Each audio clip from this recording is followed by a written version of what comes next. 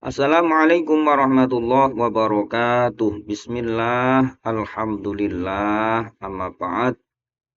Jamaah pengajian rutin Kitab Lubabul Hadis, baik yang hadir maupun yang mengikuti kajian kami via online, rahimakumullah.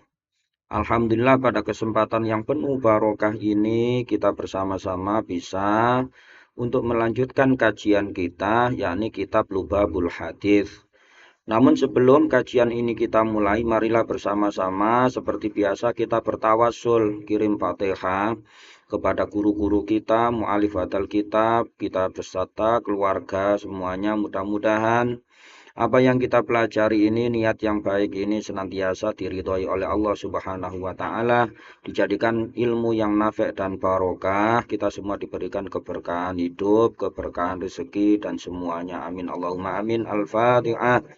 A'udzubillahi minasyaitonirrajim. Bismillahirrahmanirrahim. Alhamdulillahirabbil alamin. Arrahmanirrahim. Maliki yaumiddin. Iyyaka na'budu wa iyyaka nasta'in. Ihdinas siratal mustaqim. Siratal ladzina an'amta 'alaihim ghairil maghdubi alaihim waladdallin. Amin. Bismillahirrahmanirrahim. Al-babus sabi'u. Bab yang ketujuh fi fadilatis siwaki, menjelaskan keutamaan siwak. Pada bab ketujuh ini menjelaskan keutamaan bersiwak atau menggosok gigi. Biasanya yang sering kita temui adalah orang yang menggosok giginya dengan kayu irok. Sebenarnya boleh juga dengan selain kayu irok, misalnya sesuatu yang kasar ataupun sesuatu yang keras. Kalau sekarang pakai pasta gigi itu, yang dengan tujuannya memang menghilangkan bau mulut, di samping itu ada keutamaan-keutamaan yang lain. Siwak ini dalam kitab Takrib Fathul Qorib digambarkan mustahabun fi kulli halin, disunnahkan pada setiap perbuatan. Dan lebih-lebih ketika dalam tiga kondisi. Asyaddu istighbaban, lebih disunahkan, lebih sangat dianjurkan, yaitu ketika inda taghyirul fammi, ketika berubahnya mulut atau ketika mulut berubah baunya. Mungkin karena makan sesuatu yang berbau, misal jengkol, brambang, dan seterusnya. Atau minal azmi. Minal azmi mananya karena mulut saking lamanya diam, sehingga mulut merasa baunya tidak enak. Ini asyaddu istighbaban, lebih disunnahkan. Yang kedua, indal qiyami minan naumi, ketika bangun dari tidur, atau istaiqadhah minan naumi, bangun dari tidur ini memang ketika orang bangun dari tidur bisa dipastikan kecenderungannya adalah bau mulutnya tidak enak, maka disarankan untuk gosok gigi atau bersiwak. Ada lagi ketika indal qiyami ilas sholati, fardhon au naflan, atau sunnah, ketika mau mendirikan sholat, baik sholat fardu maupun sholat sunnah, itu lebih diutamakan. Tetapi dalam keterangan yang lain, termasuk ketika sebelum membaca Quran, ketika mungkin gigi berubah warnanya, karena habis makan akhirnya berwarna kuning dan seterusnya, itu juga disunahkan untuk melakukan siwak. Siwak ini sangat dianjurkan oleh Rasulullah karena Rasulullah juga memberikan contoh dan memberikan tauladan berkenaan dengan bersiwak ini. Bismillahirrahmanirrahim. Qala Nabi sallallahu alaihi wasallam, Nabi Muhammad sallallahu alaihi wasallam, rakaatani, dua rakaat, bisiwakin, dengan bersiwak, dua rakaat dengan memakai siwak, khairun, itu lebih baik, min sab'ina, daripada 70, Rokatan rokaatnya bighairi siwakin dengan tanpa memakai siwak. 2 rakaat, sholat 2 rakaat dengan bersiwak itu lebih baik daripada 70 rakaat dengan tanpa bersiwak. Ini termasuk keutamaan bersiwak ketika kita sholat. Wa qala sallallahu alaihi wasallam, Nabi Muhammad sallallahu alaihi wasallam, tasawwaku, bersiwaklah kalian, memakai siwaklah kalian. Fa inna siwaka, maka sesungguhnya bersiwak madharatun lil fammi, membersihkan, kalau mana asalnya mensucikan, membersihkan lil fami, kepada mulut. Jadi siwak itu bisa membersihkan mulut atau anggota yang ada di mulut, gigi, gusi, dan lain sebagainya, bau, dan lain sebagainya. Marudhatun, dan mendatangkan keridhaan, lirabbi, bagi Tuhan atau Allah. Bersiwaklah kalian, karena maka sesungguhnya siwak itu membersihkan mulut atau anggota di dalam mulut dan juga mendatangkan ridho dari Tuhan atau Allah Subhanahu wa ta'ala. Wa qala sallallahu alaihi wasallam, Nabi Muhammad sallallahu alaihi wasallam, Sittatun, 6 perkara atau 6 perilaku. Min sunanil mursalina, yang 6 perkara ini termasuk dari kesunahan atau perilaku perbuatan mursalina, para utusan-utusan Allah, para rasul Allah. Min sunanil mursalina, sebagian dari perilaku para rasul-rasul Allah. Yang pertama adalah al-haya'u, sifat malu. Punya sifat malu itu bagian dari perilakunya para rasul Allah. Yang kedua adalah wal-hilmu. Biasanya dikasih makna murah hati, lapang dada, pemaaf, sabar, dan lain sebagainya. Wal-hilmu, murah hati, lapang dada, sabar, pemaaf, dan lain sebagainya. Wal hijamatu, lan cantuk atau berbekam, pengobatan pakai bekam. Wasiwaku, dan bersiwak. Ini termasuk sunanil mursalin, perilaku para mursalin, para utusan Allah. Wa ta'aturu, dan menggunakan wangi-wangian, memakai sesuatu yang wangi-wangi. Ini min sunanil mursalina. Wa kasratul azwaji, dan banyak istri-istrinya. Dalam arti kasratul azwaj, mengumpulkan beberapa istri, kalau memang itu dirasa tidak terjadi maudarat, ketidakadilan, maupun terjadi kezaliman.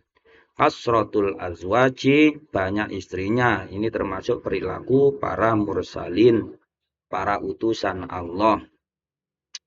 Wa qala sallallahu alaihi wasallam, Nabi Muhammad sallallahu alaihi wasallam, salah satun, 3 perkara, wajibatun, yang wajib.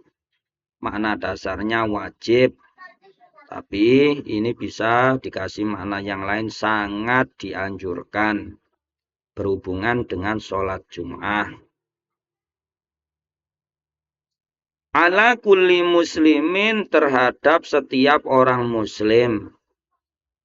3 perkara yang wajib atau sangat dianjurkan setiap muslim, orang laki-laki.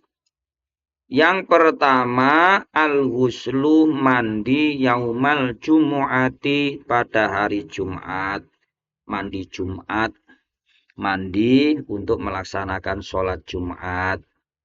Ini termasuk sesuatu yang disunnahkan. Wasiwaku dan bersiwak, memakai siwak.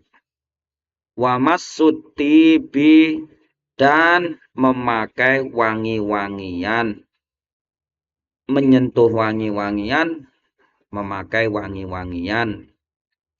3 perkara yang wajib atau sangat dianjurkan bagi setiap muslim laki-laki, yakni mandi hari Jumat, bersiwak, dan memakai wangi-wangian, sesuatu yang wangi, parfum, dan lain sebagainya. Wa qala sallallahu alaihi wasallam, Nabi Muhammad sallallahu alaihi wasallam bersabda, Thayyibu, baiklah atau harumkanlah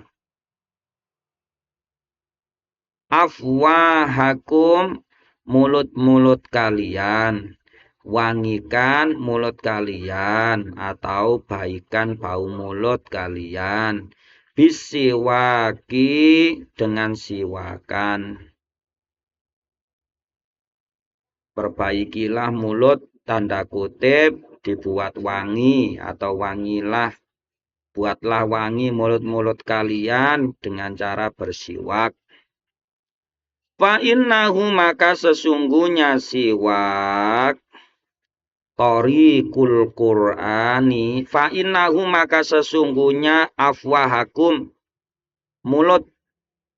Kami ulangi, fa innahu, maka sesungguhnya mulut, Thariqul Qur'ani, jalannya Quran, tempat keluarnya Quran.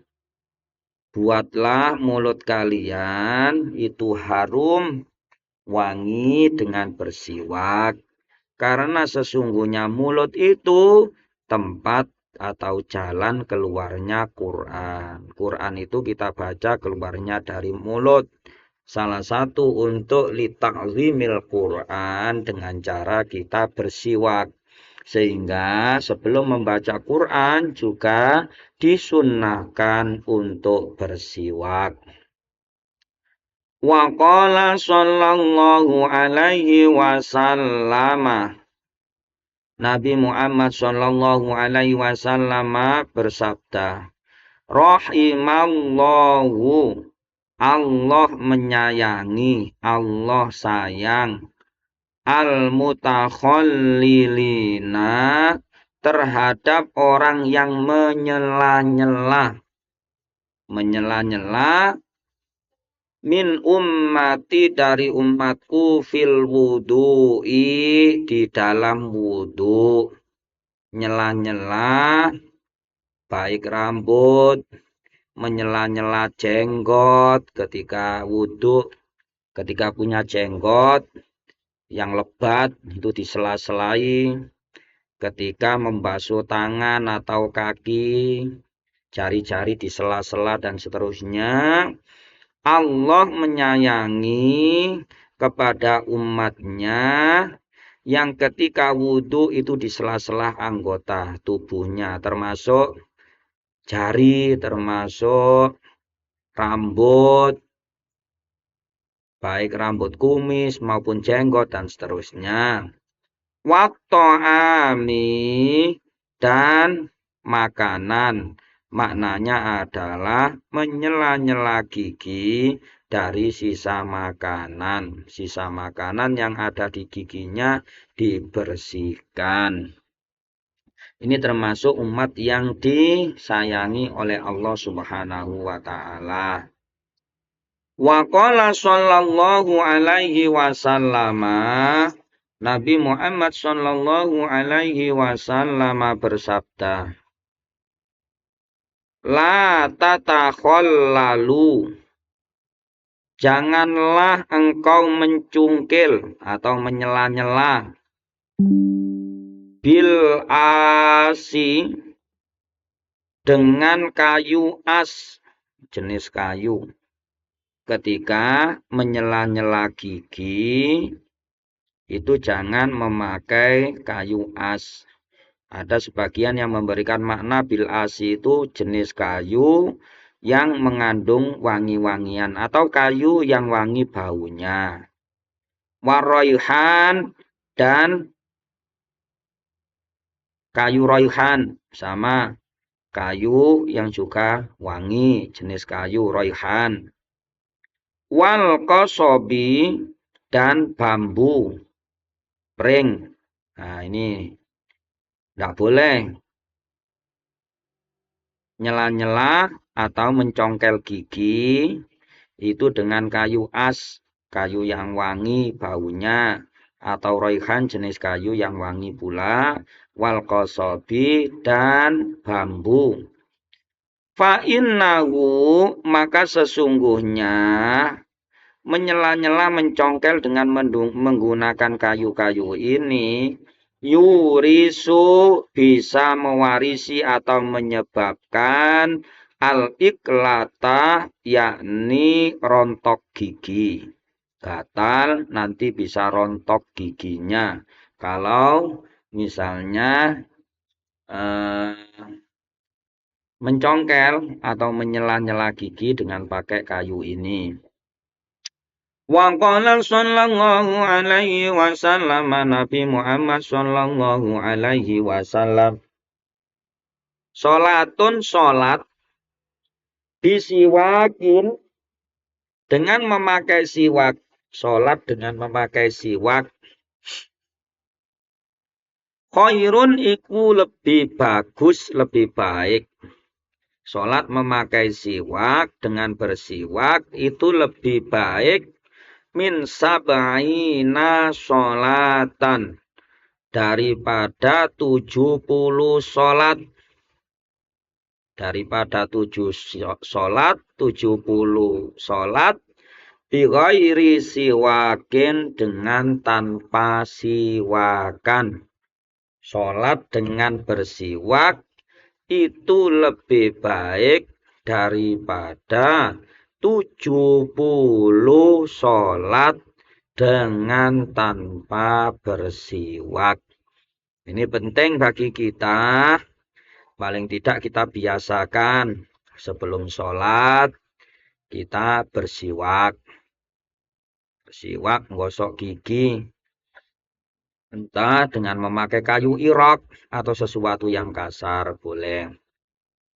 Diniati untuk melaksanakan kesunahan-kesunahan supaya kita lebih untuk mendapatkan keutamaan-keutamaan, fadhail dari sholat kita, baik sholat fardu maupun sholat sunnah, maupun ketika kita membaca Quran dan amalan yang lain. Wa qala sallallahu alaihi wasallam Nabi Muhammad sallallahu alaihi wasallam bersabda, mazala tidak henti-hentinya, tidak berhenti-hentinya Jibril tidak henti-hentinya yusi, Jibril mewasiatni kepadaku. Jibril tidak henti-hentinya berwasiat kepadaku bisiwaki untuk bersiwak. Ini kata Nabi, Jibril tidak henti-hentinya berwasiat kepada Nabi untuk bersiwak, melaksanakan siwakan ini.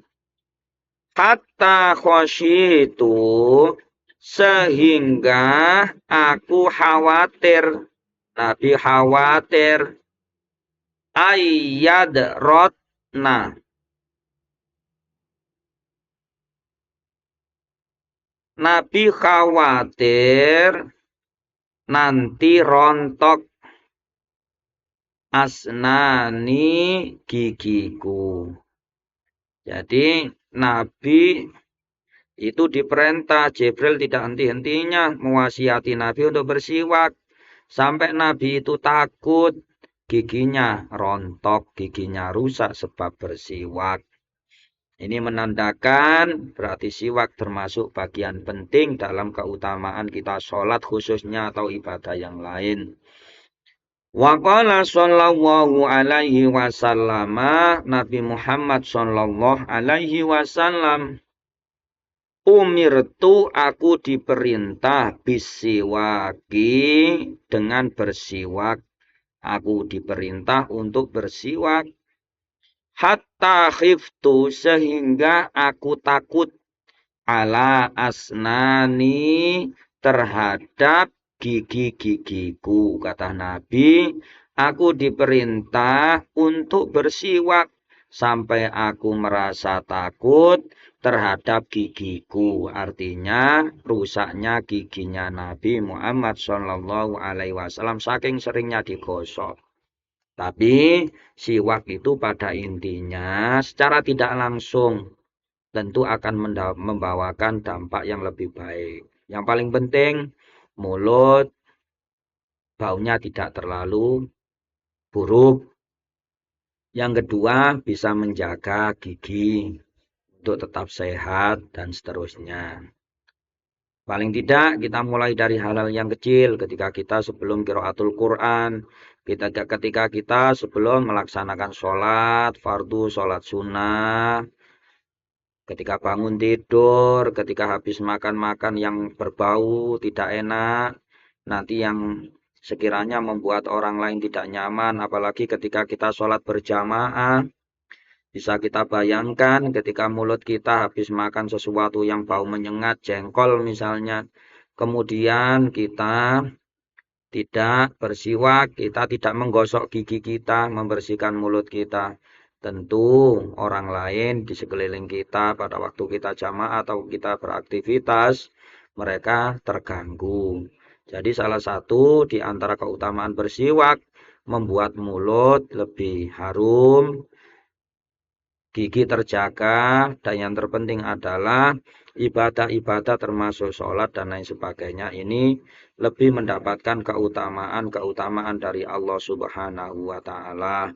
Mudah-mudahan bersamaan dengan ridho dan hidayah dari Allah Subhanahu wa Ta'ala. Wallahu a'lamu bishawab. Al-Fatihah. Bismillahirrahmanirrahim. Amin. Wassalamualaikum warahmatullahi wabarakatuh.